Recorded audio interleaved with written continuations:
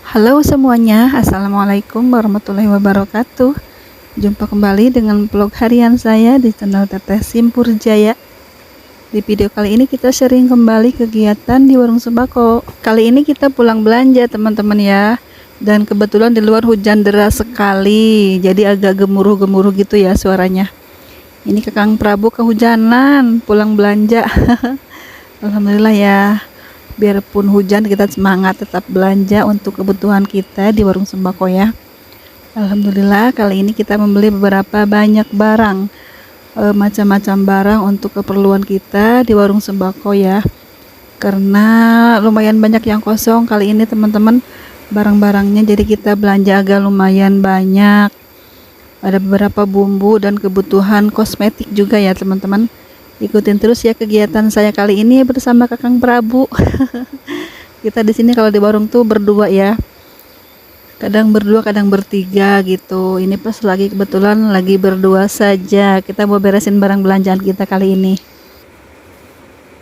Nah, untuk memajukan usaha ini ya supaya lebih berkembang dan kita tetap semangat ya. Kita harus berkolaborasi dengan keluarga ya. Entah dengan suami ataupun istri ataupun anak ya, kita harus saling bahu membahu ya, saling membantu gitu agar usaha kita itu lancar dan berkembang gitu. Jadi sama-sama kita mendukung usaha kita gitu teman-teman. Kalau masing-masing punya kegiatan, jadi kita itu kesulitan juga ya dalam mengembangkan usaha ini ya teman-teman. Jadi kita harus berkolaborasi, bersatu padu, berpikir sama tentang usaha warung sembako ya teman-teman. Kita harus masing-masing punya idenya, misalnya suami idenya seperti ini, kita seperti ini gitu. Kita kan bisa memajukan usaha, mengembangkan usaha ini dengan baik ya. Bagaimana cara menata, bagaimana cara menjual, dan bagaimana cara memberikan harga gitu kan. Kita harus saling kompak ya. Jangan sampai harga-harga di warung sembako kita itu beda-beda ya, misalnya sama anaknya segini, sama suaminya segini, sama istrinya segini ya. Jangan sampai seperti itu ya teman-teman. Tapi kadang-kadang saya juga harga itu agak sedikit beda ya. Kadang-kadang kita belanja segini karena kita belum tahu naik harganya, kita masih jual harga lama, misalnya seperti itu. Suami sudah harga jual baru, misalnya saya masih jual harga lama gitu. Nah itu akan mengganggu sekali ya. Kenapa sih kok harganya beda-beda sama suami, sama anak, sama istrinya, seperti itu ya. Itu harus dihindari ya teman-teman, supaya pelanggan tidak kecewa dan tetap setia berbelanja di warung kita karena harganya kompak gitu, seragamnya tidak beda-beda. Saya juga punya pengalaman teman-teman ya. Pengalaman waktu itu jual sabun cair ya teman-teman. Sabun cair saya jualnya 6.000 per enceng ya teman-teman. Kalau suami saya jualnya 5.500. Jadi pelanggan ini bilang seperti ini, nanti sama akang aja beli sabunnya, sama akang kan lumayan beda gope katanya gitu. Jadi aduh kata saya ya, beda gope aja sampai nunggu akang gitu. Tapi nggak apa-apa ya teman-teman, namanya langganan. Mungkin serknya sama suami saya dilayaninnya seperti itu. Jadi harganya pun biarpun beda gope, beda 500 gitu ya, pasti pelanggan tuh pada mencari yang termurah ya teman-teman. Tapi ada juga yang pelanggan tidak hitung-hitungan, ya udah teh berapa aja katanya. Kemarin sih sama Kang 5.500 katanya gitu. Sama teteh 6.000 nggak apa-apa, cuma beda gope doang katanya. Nanti kalau pengen murah belanja sama Akang lagi. Ya boleh Ibu, silakan. Tapi kan kemarin itu harganya belum naik, jadi masih dikasih harga 5.500. Kalau sekarang ini sudah 6.000 karena harganya modal pun sudah naik Bu, saya bilang gitu ya. Jadi kalaupun ada ketidaksamaan harga di warung sembako kita, kita harus pandai menjelaskan kepada pelanggan agar tidak protes ya. Ataupun mungkin kita punya alasan lain, misalnya, masa sih saya belum tahu kalau ini udah harganya segini, saya biasa jual 6.000 misalnya seperti itu ya. Mungkin akan masih jual harga lama, mungkin seperti itu ya teman-teman. Harus bisa juga kita memberikan alasan kenapa harga kita beda sama suami, misalnya seperti itu ya teman-teman. Itu akan membantu juga kepada pelanggan agar tidak kecewa dan tetap menjadi pelanggan setia kita. Tapi kalau yang selisihnya banyak, harganya misalnya selisih 1.000 atau 2.000 ya, misalnya beli yang kartonan gitu, saya selalu konfirmasi dulu sama suami dan tanya dulu ya di depan pelanggannya tersebut, Pak ini berapa sih harganya yang harga barunya gitu kan ya. kemarin kan harga segini kan, saya bilang gitu. Kalaupun bilang iya iya, kalaupun ada kenaikan, sekarang udah nggak bisa lagi harga segitu, udah naik. Nah kita harus di depan pelanggannya tuh memastikan ya kalau kita itu tidak bohong, harganya memang harga terbaru. Nah seperti itu ya teman-teman. Jadi komunikasi itu harus terjalin dengan baik, entah dengan pelanggan ataupun dengan keluarga kita ya, agar memastikan harga-harga tersebut memang naik harganya. Dan kalaupun misalnya ada penurunan harga, kita bilang juga sama keluarga kita, sama suami, kalau saya ya seperti itu, dan konfirmasi juga gitu, emang ini segini harganya ya Pak, betul. Misalnya iya betul naik harganya aja kita naikkan, dan kalau ada yang turun harganya kita turunkan ya. Misalnya yang harga-harga turun itu seperti minyak goreng, gula pasir, telur ya, biasanya itu harganya yang turun ya, yang suka turun harganya itu. Misalnya kita kan kemarin harga jual 32.000 telurnya nih sekilo, sekarang 30.000. Nah itu ya harus kita konfirmasikan, harus kita kompak harganya, seperti itu ya teman-teman. Nah ini selanjutnya saya menata-nata barang belanjaan yang baru kita belanjakan ya teman-teman. Suami menata gula pasir dan lain-lain, saya pun memberikan harga ke barang-barang kosmetik ya, diantaranya ada bedak bayi, ada kayu putih, ada bedak-bedak dewasa, Herosin dan lain-lain ya. Kita memberikan harga supaya tidak lupa nanti saat kita jual ya, karena ini barang-barangnya bukan barang-barang harian ya. Ini tertentu saja barang-barang ini lakunya. Jadi kadang-kadang kita suka lupa harga kalau tidak ditulis harganya gitu ya teman-teman, kalau tidak dikasih kode di barangnya ya.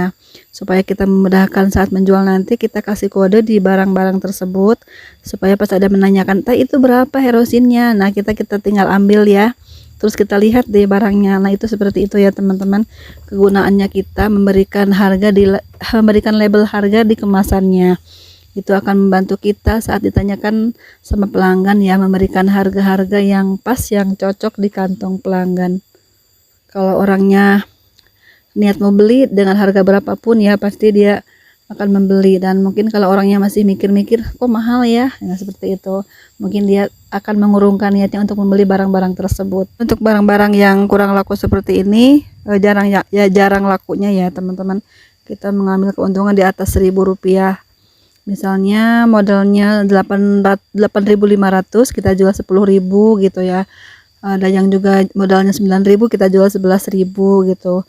Dan misalnya ada yang modalnya besar di atas 15.000, kita jual, misalnya modalnya 15.000, kita jual 19.000 atau 18.000 ya teman-teman.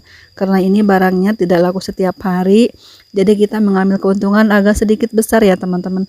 Menurut saya itu tidak apa-apa mengambil keuntungan lebih dari 1.000 untuk barang-barang seperti ini ya, bukan barang harian ya. Kecuali barang-barang harian seperti minyak goreng, gula, telur, itu kan barang harian, paling besar kita mengambil keuntungan 1.500 ya teman-teman. Tapi untuk barang-barang kosmetik seperti ini, bedak-bedakan, minyak telon misalnya seperti itu ya, kita ambil keuntungan di atas Rp1.000. Kalau saya sih, kalau teman-teman mungkin beda lagi cara menjualnya ya. Mungkin harganya termurah atau mungkin lebih mahal dari saya.